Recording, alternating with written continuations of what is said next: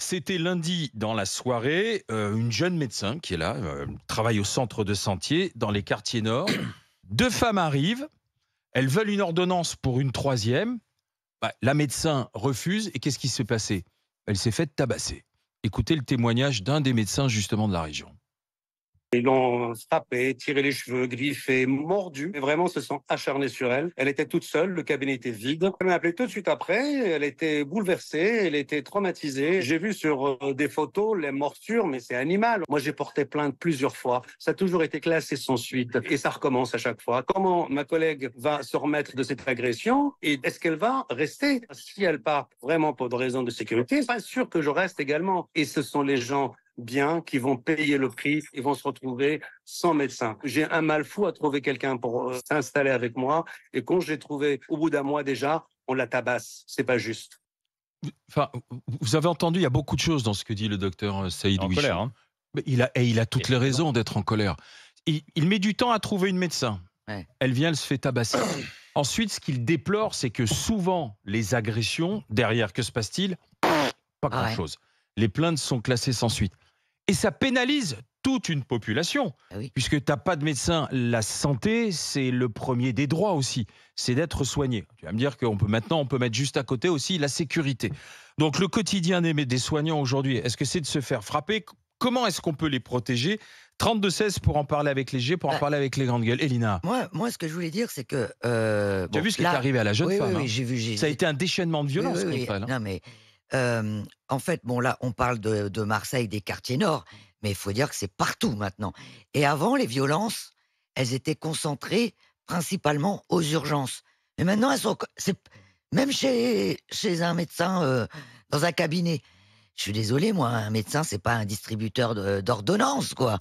Et là, j'ai lu il y a pas très longtemps, je crois que c'était en avril, une femme enceinte. Elle a carrément tabassé. Mm. Non, mais je sais pas, les gens. Qu'est-ce que les gens ont dans la tête, quoi, c'est ça. Non, non, mais Mais là, là, on non, est mais dans. attends, là, il faut déjà, il faut plus qu'il y ait. Bah, il faut Comment déjà les retrouver, les non, punir sévèrement. bah là, ils vont les retrouver parce que les personnes, ils avaient rendez-vous, ou ils avaient leur nom, enfin, Bien ils sûr. vont les retrouver. Mais l'histoire de sans suite, ça, c'est plus possible. Non, non, c'est pas possible de porter plainte et puis qu'il y a rien après, ça, c'est pas possible. Surtout que tu sais que dans ces quartiers, tu peux avoir affaire à un certain type de population parce on verra ce que donnera l'enquête, hein. Oui. Mais tu peux te dire que 2 personnes qui arrivent en demandant une ordonnance pour une troisième, Mais ça se fait. C'est quel pas. type d'ordonnance? S'ils se mettent à frapper tout de suite, tu peux penser qu'ils sont peut-être psychotiques ou qu'ils sont en manque, qu'ils sont déjà dans une violence peut-être inhérente au quartier, qu'ils en ont besoin rapidement pour eux, que c'est presque une question, tu vois, de vie ou de mort, parce que ils l'ont frappé, ils lui ont arraché les cheveux, ils l'ont mordu, ils l'ont griffé, ils l'ont giflé, ils lui ont mis des coups. Cette jeune fille, donc Non, mais moi, maintenant, à sa aujourd'hui, place, je reviendrais pas travailler, hein. elle a des hématomes et elle est traumatisée et elle veut plus revenir bosser. Stéphane Manigold. C'est une scène de barbarie là qu'on vient de vivre.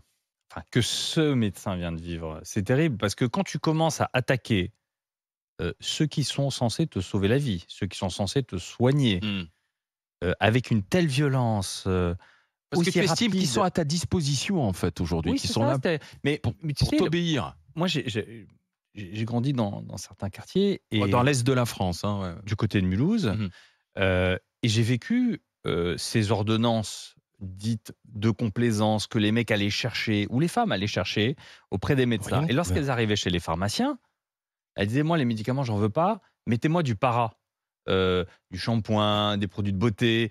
Ils ne voulaient pas de ce qu'il y avait sur la Mm. liste, les médicaments. Donc si tu veux, on est à la fois dans ce qui est inacceptable, c'est-à-dire frapper quelqu'un qui est censé te sauver la vie, et puis on est aussi dans un constat d'échec de la République qui recule, de la République qui n'est plus respectée. Quand tu respectes pas ton pompier, parce que les pompiers c'est les mêmes, hein, dans les quartiers, hein, ils se font aussi laminer que les médecins.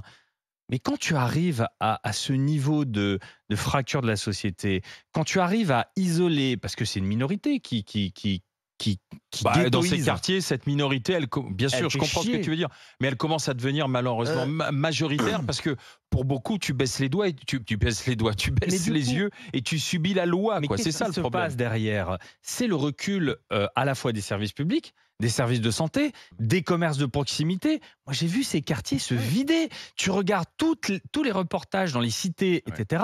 À l'époque, dans les années 60-70, quand ça a été construit, tu avais des commerces au pied de ces quartiers, au pied de ces ZUP que sont devenues les zones urbaines prioritaires. Prioritaires, on ne sait plus ce que ça veut dire.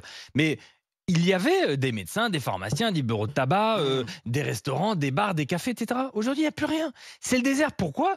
Mais parce que tu arrives dans des situations où tu te fais fracasser. Parce que celui qui réussit, celui qui entreprend, c'est l'ennemi. L'ami, c'est celui qui deal. Bah, c'est pas acceptable. La République doit être forte. Ouais, mais tu vas pas mettre un vigile devant chaque cabinet médical. c'est ça, Tu vois, maintenant, c'est ça. Tu as le raison. souci On aussi. vient de vivre les Jeux Olympiques. On a réussi à su faire. sécuriser. Ouais, ouais. On a Oui, su mais faire. Regarde, tu crois que c'était demain... sur un périmètre très restreint. Très restreint, on Ah ouais, accueillait le les monde quartiers nord, entier. a priori, c'est Mais- un périmètre Et restreint. on a su mettre le. Oui, mais Et sur une quartiers période nord. restreinte, c'était sur 15 jours. Oui.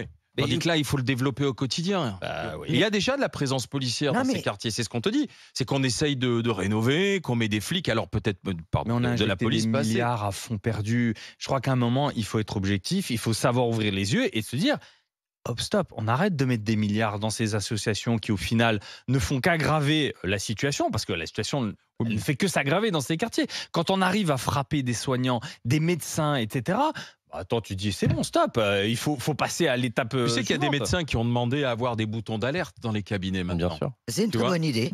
Comme les banques, pouvoir tu appuyer. dis que les banques avaient ça. Comme les banques, effectivement, en disant pour pouvoir appuyer, pour être en lien avec la police, pour pouvoir avoir éventuellement un équipage, tu vois, qui arrive directement, qui arrive rapidement et qui puisse agir. Le problème, c'est entre le moment où tu appuies sur le bouton, peut-être, et le moment où les personnes, Oui, parce qu'il faut qu'ils puissent arriver. Hein. l'équipage Ils arrive. vont se faire Peut-être caillasser. qu'ils ont le temps de partir. C'est Jean-Jacques qui veut en parler avec nous. Jean-Jacques qui nous appelle de Gironde. Bonjour Jean-Jacques. Bonjour à tous. Vous êtes médecin généraliste. Ouais. Comment vous avez réagi en entendant cette histoire, Jean-Jacques? Extrêmement choqué. Je voudrais déjà vraiment exprimer tout mon soutien à ma consoeur, parce que c'est quelque chose malheureusement qu'on entend de plus en plus. Et c'est vraiment choquant, la violence pour un refus d'ordonnance. Alors c'est vrai que nous on a tendance à dire qu'une ordonnance c'est vraiment pas un bout de papier, c'est pas quelque chose de banal, mais vraiment finalement là elle s'est fait frapper pour une feuille de papier qu'elle a pas faite quoi. Et c'est vraiment choquant. C'est ça. Alors après, on verra quelles sont les circonstances, quel est le type de la population. C'est ce que je disais. Est-ce que ce sont des gens qui étaient ces 3 personnes droguées Pas sûr qu'ils étaient drogués. Hein. et pour déchaîner, pour tout de suite en Écoute, venir à moi, frapper. mais docteur... Oui, docteur, il est médecin. bah oui, docteur. Docteur En Jean-Jacques. tout cas, à Paris, moi je vous parle de Paris, je sais que je connais des médecins, quand ils sentent que c'est des toxicomanes, par prudence, ils donnent, ils ont peur, quoi. Donc ils donnent Moi l'ordonnance. personnellement, j'ai arrêté de faire le suivi de tout ce qui va être renouvellement de substituants, parce que en fait c'est quelque chose que je maîtrise pas très bien. Et moi, je fais plus de suivi. Mais après, pour rebondir sur ce que Alain a dit, je me permets de tutoyer. Vas-y. Il n'y a pas ça arrive aussi pour d'autres personnes qui n'ont pas forcément un profil attendu.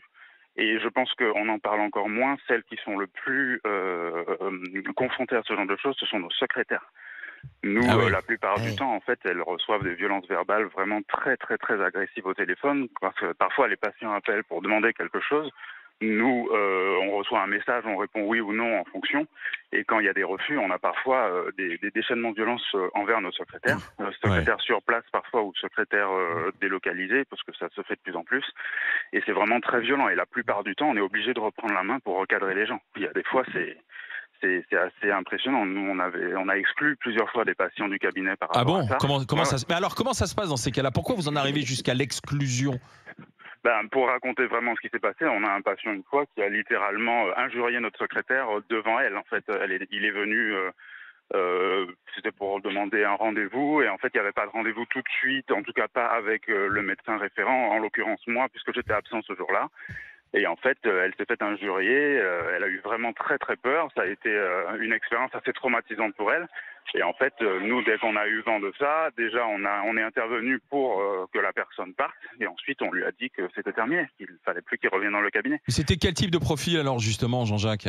Tout à fait normal, vraiment, c'était pas du tout un toxicomane par exemple.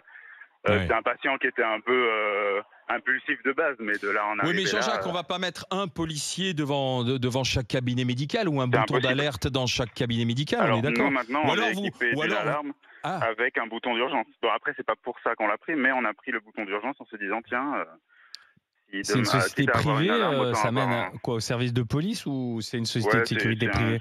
c'est une société de type, Ah ouais. c'est les alarmes un peu télésurveillance et ils ont des boutons sur L'américanisation de la lesquels on appuie oui, mais dessus, et en Jean-Jacques, fait, eux, ils déclenchent. du coup, on va en arriver un de ces jours à avoir, parce qu'on voit de plus en plus de maisons de santé se développer aussi aujourd'hui et dans ces quartiers, parce que souvent ils préfèrent être en groupe que seuls. Mais un jour, on va avoir des vigiles. On va avoir des vigiles devant ces maisons de santé en se disant à quelle heure vous avez rendez-vous, monsieur? On va vous escorter jusque chez le médecin. Vous voyez dans quelle J'espère société on va rentrer, objectivement qu'on Jean-Jacques? va pas arriver là. C'est vrai qu'on passe du tout au tout, où il y a quelques années, le médecin était un espèce de notable respecté, où là maintenant, en fait, on se fait envoyer chier littéralement pour une ordonnance. Enfin bon, je demande pas à revenir à ce que c'était avant, mais quand même. Il y a C'est vrai qu'on a quand même passé la un cap, quoi. conception de ce qu'on a tous connu, qui s'appelle le médecin de famille. Qui dit famille dit le côté affectueux, tu vois. Et respect presque. aussi, et respect. C'était le médecin conseil de famille que tu allais voir pour tes enfants Le ou quand système toi a tu un avais un peu changé. problème. Le système a un peu changé, tant Aujourd'hui, du avec point de vue que Doctolib. des médecins, parce que du coup, on voit plus forcément que les familles, on voit vraiment des panels de patients. Ça dépend aussi si on est en Ouais, ville mais ou si on est en campagne, mais les là, médecins vous ont changé, êtes- mais les patients aussi. En plus, vous êtes à Libourne, vous, du côté de la Gironde. Ouais, Donc, à Vers, dans un- précisément. Voilà, dans un coin qu'on pourrait imaginer être une espèce d'îlot de tranquillité. Vous voyez, c'est un peu la vision qu'on en a. Alors imaginez dans les quartiers nord de Marseille ou dans d'autres coins, qui va avoir envie d'aller exercer là-bas? Parce que du coup, c'est toute une population qui va se trouver pénalisée, Jean-Jacques. Je tiens quand même à préciser effectivement que nous, ça reste quelque chose de rare. C'est exceptionnel. Je dis pas que c'est la majorité. Heureusement, ça arrive très rarement. Mais on n'a pas du tout effectivement le même type de patientèle que là où ma collègue a été agressée. Merci Jean-Jacques, merci Avec docteur plaisir. Jean-Jacques, merci d'avoir été avec nous. Justement, on va en parler, le triste quotidien aujourd'hui des soignants, des médecins dans ces banlieues, dans ces quartiers, dans ces cités qui se retrouvent quasiment agressés au quotidien. Que faire? Comment y remédier? Surtout qu'en plus, le gouvernement avait présenté l'année dernière, septembre 2023, donc il n'y a même pas un an, 42 mesures avec renforcement des sanctions pénales, développement des dispositifs d'alerte, campagne d'affichage, formation des professionnels. Tu vas voir que maintenant on va te rajouter dans les années des études de médecine, on va te rajouter Krav Maga. Krav Maga, Krav Maga. Alors, vous avez aussi l'option chirurgie et Krav Maga.